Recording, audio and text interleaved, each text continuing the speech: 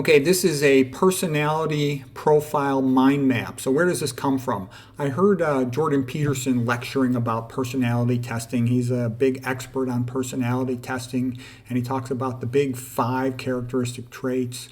So one of those is neuroticism. Neuroticism is how much do you react to negative emotions. And he said in general, women are more neurotic, and probably because they're more vulnerable. They're physically weaker, plus men want to take advantage of them in the bedroom. They're more vulnerable in that sense. They've got undefended wealth, if you will, so to speak. So they're more cautious. And I'm a little neurotic in the sense I've had plenty of bad experiences in my life, been ripped off, lied to, and things like that. So I don't like crowds. I don't like big social situations. I don't see anything useful to come out of those situations for myself. So I would be a little bit neurotic, I think, in that sense. I just don't want to bother with it. Really smart people are often kind of become loners because, people don't like you when you're smart. You have to act stupid to get along with people, and that gets annoying. That's boring, okay? Extraversion. Extraversion is increased positive reaction to positive emotions. And I really enjoy it when I'm around some fun people and we can talk and laugh and we have something in common. I kind of grew up hanging around with wrestlers. And in my adult phase of educated life, I like really smart doctors and we could have a real conversation. I like anybody who's, smart and interesting, has something to say. They want to talk about literature, religion, whatever. So I really like it when that situation arises. But in my life, that's quite uncommon. At work, I talk a lot with the real smart doctors, and I really enjoy that. That's my favorite part of my job. But, my wife was never interested in socially entertaining people at our house. And I'm kind of like so shy, and I'm always busy. So I never ever arranged it. So we really hardly had any company over the entire 27 years of marriage.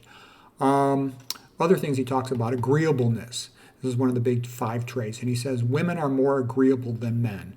Women will kind of agree to whatever they're told to agree to. They're kind of wimpy about that. They're much more conformist than men are. You could make them do stuff.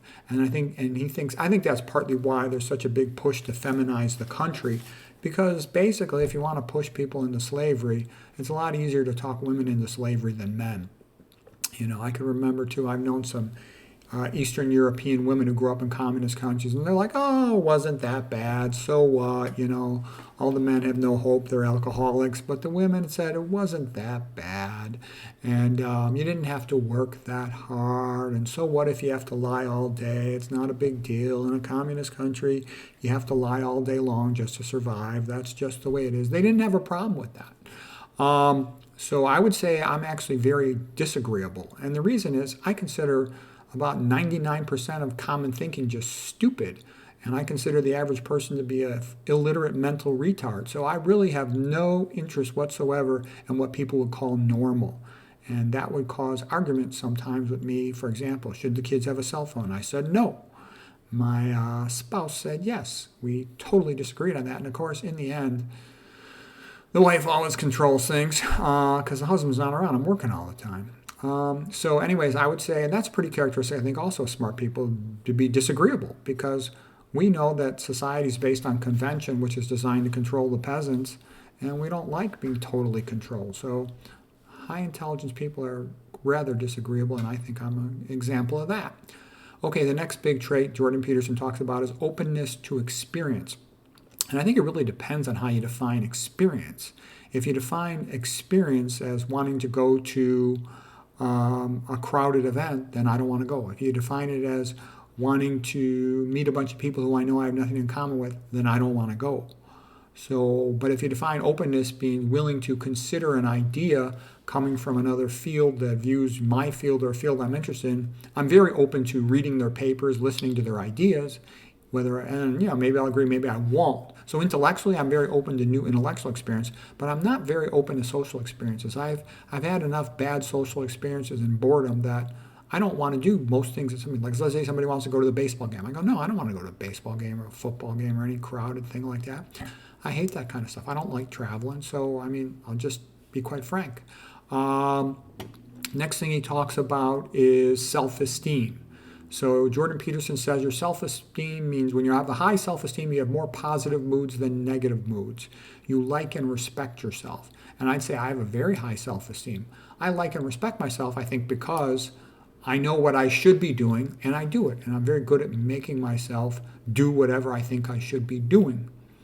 And he says that self-esteem and confidence are two different things. So self-esteem means you behave in accordance with what you think is correct for yourself, your own personal goals and values, and then you like and respect yourself. Okay, yeah, so I'm good with that. Confidence is more like your confidence in your ability to do something. And I think that really comes down to your strengths and your weaknesses.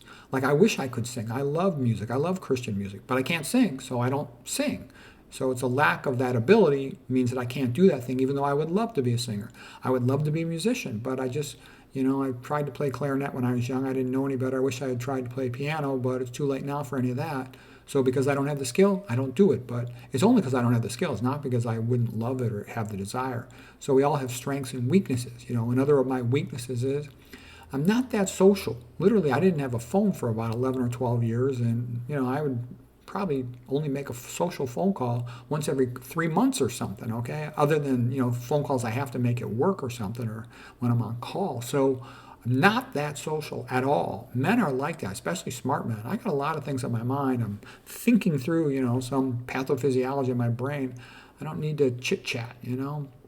And I didn't talk to my wife much, and who else am I going to talk to? I had been a surgeon all those years where I'm busy all the time, and the kids knew that it was impossible to call me. I was always in the middle of a procedure, so I just got in the habit of not having to ever take phone calls unless it was for work.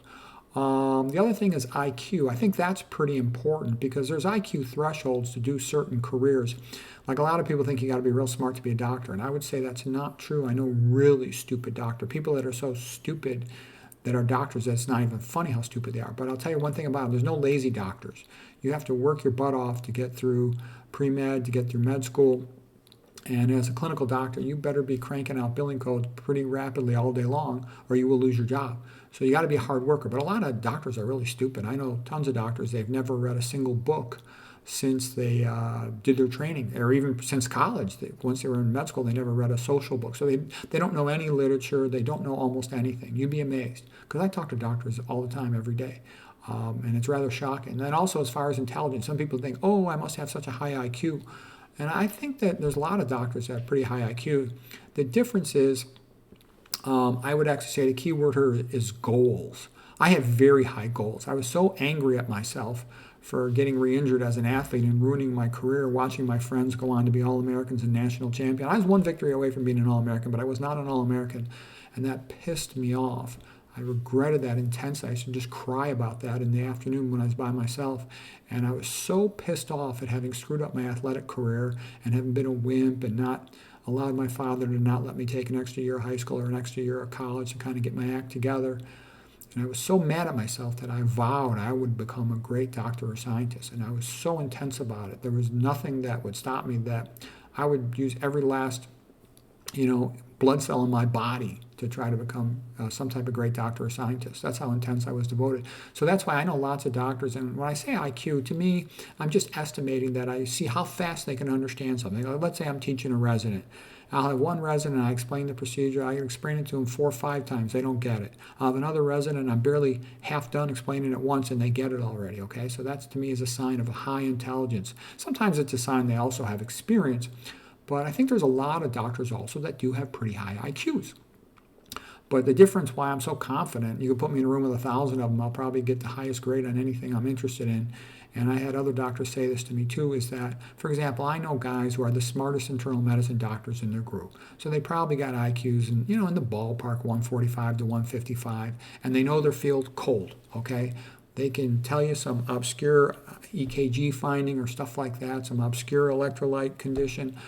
But why do I feel so confident and that I know so much more than those guys? It's not even funny that they're almost like baby talk compared to me.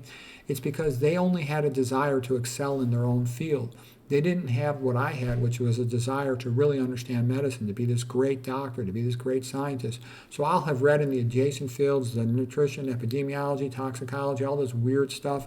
I'll have read all these papers. So when I talk to those guys, they really can't even have a conversation outside their narrow field of match the ill to the pill and send the bill because they just haven't done the reading. So they just don't know what they're talking about. They're ignoramuses. And that's why I laugh when somebody says, oh, he's the chief of Harvard, Mayo Clinic, Yale, or some other Ivy League place. I'm like, yeah, right. Doesn't know his head from his ass, okay? Because that's how it is. And, just look at the nutrition world. Where did McDougall come from? From Detroit, podunk, okay? From some little hospital out in California, podunk, okay? And he was the best doctor in the world. And, that's how it works. They don't come from the prestigious place. In the prestigious place, you have to play ball with the convention, which means sell drugs, do the standard stuff. You do something non-standard, you won't get in the journals, okay? So you have to be iconoclastic and disagreeable in order to do anything useful, because the conventional system's all fake. Just like in psychology. I talked about that earlier in one of my videos today. Anything in a college psychologist does is going to be lightweight, stupid, fake. The real interesting stuff in psychology is all happening outside the university system. Jordan Peterson also talks about conscientiousness, and he says that is the biggest predictor, that, IQ are the biggest predictors of success, let's say, in academics or in a job. So conscientiousness is like your work ethic, willing to pay your dues, to be diligent and persistent. So you got to be good at that. And I think doctors all have that. All doctors are highly conscientious, at least through their training. In my experience, when I meet a person, I sort of ask myself, does this person seem honest or dishonest? If they're dishonest, I don't want anything to do with them. They're just a waste of my time. A dishonest person is, basically worthless. You can't rely on what they say. Once in a while, I know actually, I should take that back a little bit. Some people who are dishonest, but they're really smart or educated and interesting, you can still sometimes learn something from them, but you have to double check everything they say. And then the other question, of course, you ask yourself is this person predisposed to like me or not like me? Do I feel I could trust them at all? If I feel like they're a backstabbing, jealous weasel, I'll just be polite and try to get away from them as fast as possible. If I sense that they really like me and they're nice, I'll be more likely to be nice to them. And I know tons of people like that. They're not that bright. They don't know anything. They're just nice. And so I'm their friend. I like them, okay? Another thing that I've seen is a big variable in people's personality in their life is their social sphere, okay? I've seen some people who've done a good job, they lived their whole life in the same area, and they kept track of their high school friends, and they've got a big friendly social group, or they married a good husband or wife who enjoys the same thing they do, their social circle, and they'll have a big social circle, which is a nice thing, because you got a big social circle. You have a problem with your toilet. Your friend is the plumber. He could fix it. You have a problem with your air conditioner. Your friend is the air conditioner guy. He could fix it. And pretty much whatever your problem is, you've got some friend who has a friend or themselves who can handle problems for you. So that's a good thing. And also for dating. I'd been married 27 years and I never cheated on my wife. So I was just, absorbed either in working, back when I was a surgeon versus when I was writing my books. I was always very, very busy. So I really didn't maintain any type of social sphere at all, And so then when I found myself divorced, at least at first, it was very difficult to meet people just because I didn't have like that many social contacts, because you go to work, come home. At home, I write a book, make a YouTube video. I, just had my family. I didn't have a social sphere. And that has a big effect on a person's life. Whereas a lot of women I've seen, they're much, much more social than men. Like my father never made a phone call in his entire adult life. I never saw him make a single phone call. Every single social phone call that came out of our house was made by my mother. And I lived with them many years. That's a fact. I think women can't even understand how less social men are than they are. We're almost like a solitary animal, most of us. And don't get me wrong, I know some guys who are more social. It's all on a spectrum. So anyways, and then here's the last thing. What did I say is last? Was I think that, Jordan Peterson, I know he knows a lot of research, and he is a real smart guy. He's a BS artist. I think he says a lot of stuff I 100% disagree, like recommending carnivore diet is stupid. He recommends psych med that is stupid. I think it's quite frankly dishonest because he's so smart that he knows it's bullshit, but he still says it. So I think he's one of these guys who you can learn from him because he's smart and he knows a lot, but you can't trust him because he bullshits all the time. And I actually think he's covertly almost really like controlled, if you know what, if you know what, position, if you know what, who's really promoting collectivism and a return of slavery to the USA, even though he pretends he's not. But be that as it may, there's something else that I think he left out totally in his description of personality, and I think it's one of the most important things, and I would call that your goals. So you basically have your background, personality, skills, experiences, and belief system. But the bottom line becomes, what are your goals? What do you think is the most important thing for you to do with your life and the time you have? Because that's actually what determines what you're going to do. Like for me, you know, God didn't make me that social, so I'm not going to do anything social. He made me great at medicine and academics. He made me believe the truth is important.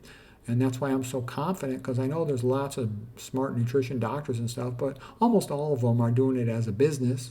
Almost every single one of them. There's a few exceptions, but almost all of them. So they're playing games, trying to sell stuff, promote stuff, get sponsors and all that. And so I go on the internet and I go, gee, I could be the best doctor in the world. McDougall died. He was the best in the world. And I go, gee, I think I'm the best in the world now. You go back through every single video I've ever made. I've tried from the beginning. I knew that was my strong point.